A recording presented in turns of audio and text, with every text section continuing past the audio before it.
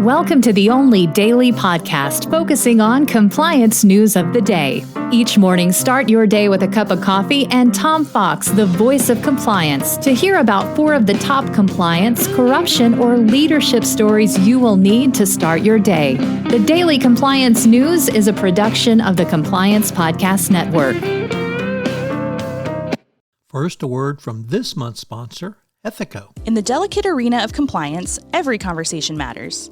Traditional methods can leave callers feeling unheard, but Ethico changes the game. Our empathetic interview technique reshapes compliance calls into powerful, compassionate interactions, ensuring no crucial detail is missed. It's about creating a conversation that matters, that resonates, that makes a difference.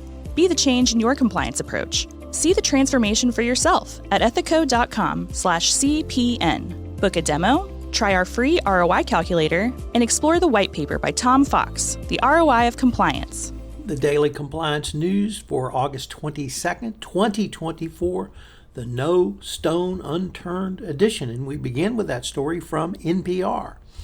As the General Secretary of the Vietnamese Communist Party, To Lam, has said that his months-long political fight will not end around corruption, and he will leave no stone unturned to root out corruption and fight corruption in every branch of the Vietnamese government.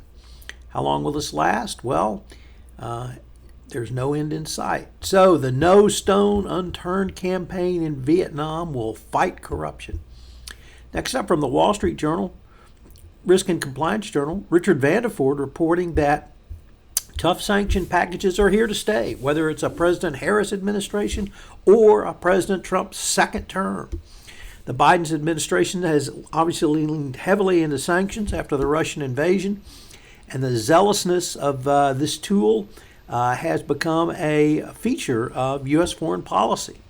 The U.S. has long leaned on this, and it will continue to do so, whether it's either one of the candidates for president. So expect sanctions to continue and to perhaps expand as well.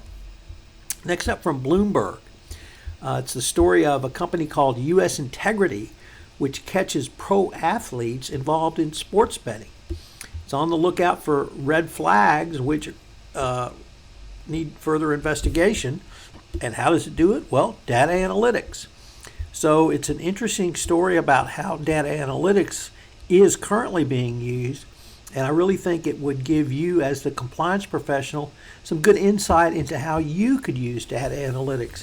Data analytics is not going to stop bribery and corruption, but it will raise red flags before incidents may rise to the level of illegal conduct under the Foreign Corrupt Practices Act or other anti-corruption law. And our final story comes to us from Reuters, which reports that the company formerly known as Twitter, now X, has no easy way out of its fight with the European Commission. It's around, of course, misinformation by Twitter put out or through X. And since Elon Musk apparently has no desire to stop the misinformation and indeed hate speech that's pumping out on X now, he may have to abandon the EU. He has already abandoned Brazil as he tries to take American free speech across the globe. As I mentioned at the start of this podcast, this month's sponsor for the entire Compliance Podcast Network is Ethico. Have you ever wondered how to show the ROI of your compliance program? Have you struggled with the budgeting process, getting the funds you want for your compliance program? Well, I've partnered with Ethico to put together a white paper on the ROI of compliance, which shows you not only how to demonstrate ROI, but also how to speak finance when you're sitting across from the CFO with your budget proposals. Check out the website and get the white paper. The Daily Compliance News is a production of the Compliance Podcast Network and a proud member of C-Suite Radio. Thanks so much for listening. I hope you'll join me again tomorrow.